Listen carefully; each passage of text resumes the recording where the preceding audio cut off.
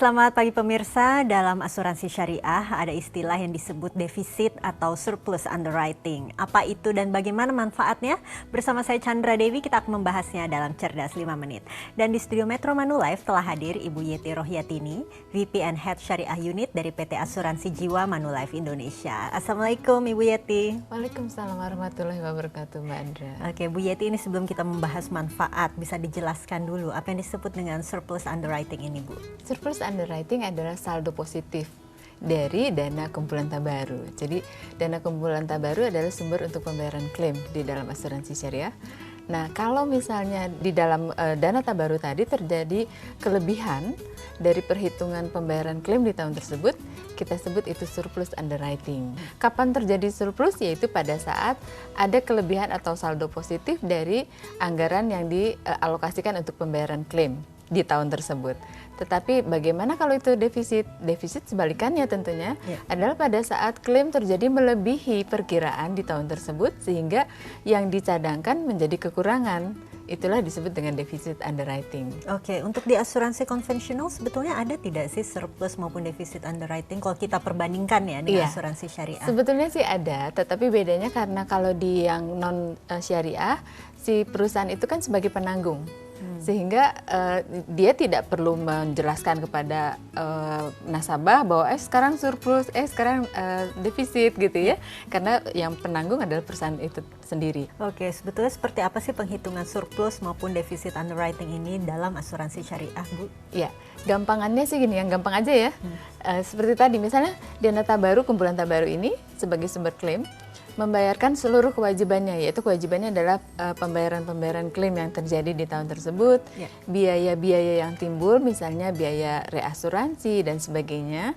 Kemudian ada nggak pembagian atau incoming ke dalam situ, misalnya itu dari reasuransinya gitu ya. Nah, kalau itu sudah diperhitungkan semua dan ternyata berlebih, itu adalah surplus. Nah, surplus itu ada ketetapan di dalam syariah, kita boleh pilih berdasarkan fatwa dan PMK, ada 3 opsi yang dipilih, yang dibolehkan. Yang pertama adalah manakala terjadi surplus, seluruh surplus itu akan dikembalikan, dimasukkan ke dalam dana kumpulan tabaru. Itu opsi pertama ya. Opsi keduanya adalah manakala terjadi surplus, maka akan dibagi kepada 2 pihak. Bagian terbesar masuk ke dalam kumpulan dana tabaru, sebagiannya, sisanya itu diberikan kepada nasabah yang berhak. Yang ketiga adalah dengan 3 pihak, yaitu yang terbesar bagiannya masuk ke dalam dana kumpulan tabaru, sebagian besar kemudian adalah dibagikan kepada para nasabah yang berhak, sisanya yang terkecil bagiannya itu untuk pengelola asuransi syariahnya. Bu Yeti, dari tadi disebut-sebut selalu mengenai dana tabaru. Sebetulnya yang disebut dana tabaru itu apa sih? Seperti apa? Barangkali pemirsa di rumah masih bingung mendengarnya. Baik, dana tabaru itu adalah di dalam asuransi syariah.